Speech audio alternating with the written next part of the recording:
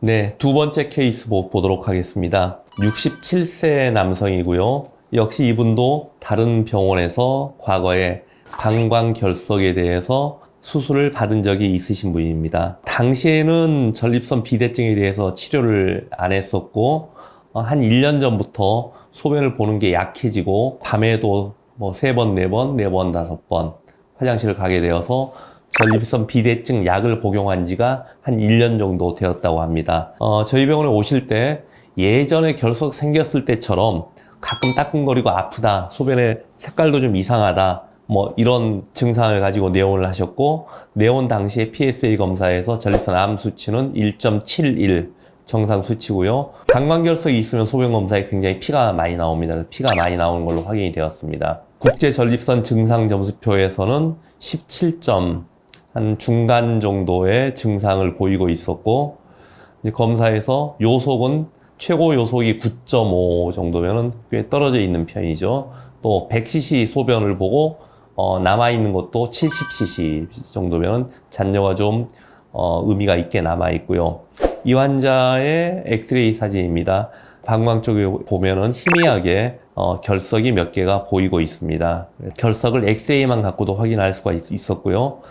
전립선 초음파를 봤더니 전립선 좌우 상하 전후를 봤더니 57.8g, 정상인보다 한 3배 정도 커져 있고, 이분은 방광 내부로 돌출된 전립선이 굉장히 많이 돌출이 되어 있는데, 이런 분들은 제 이전 유튜브 보시면 아시겠지만 홀랩이라는 수술로 굉장히 좋은 효과를 볼 수 있는 전립선 모양이라고 할 수 있습니다. 방광 초음파에서 방광벽이 굉장히 두꺼워져 있고, 방광 내부에 한 2cm 또 3cm 뭐 이런 크기의 방광결석이 확인이 되었습니다.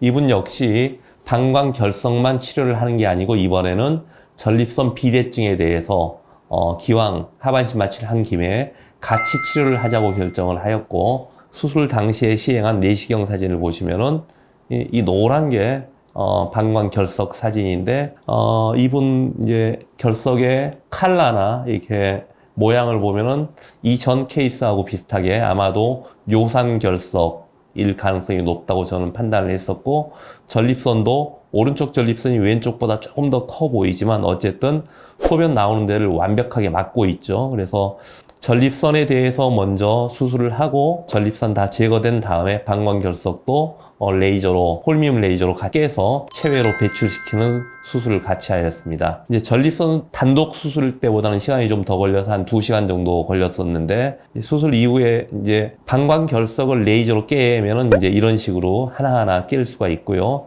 전립선 수술 이후에는 전립선 있던 부위가 이렇게 시원하게 뚫리게 되죠. 수술 직후에는 약간 표면이 거칠지만은 나중에 점막이 자라 들어가면 매끈하게 자라 들어가기 때문에 소변 보는데 전혀 지장이 없게 되죠. 이분 이제 방광결석을 레이저로 깨는 사진입니다. 이게 좀 동영상을 보시면 아시겠지만, 홀미움 레이저를 이용해서 방광결석을 깰 때는 주변 조직에 손상이 전혀 없이 결석에 대해서만 이렇게 정확하게 깰 수가 있기 때문에, 우리가 결석이 많고 크고 하더라도 기계로 깨는 게 있고, 수압으로 깨는 결석을 깨는 방법도 있는데, 홀미움 레이저로 깨는 것은 주변 조직에 손상을 주지 않고 정확하게 결석만 깰 수 있는 장점이 있고요. 깨서 빼낸 결석입니다. 이분 역시 요산 결석으로 확인이 되었고, 수술 이후에 요산 수치 또 통풍이 있는지 없는지에 대한 내과적인 치료도 같이 하기로 하였습니다.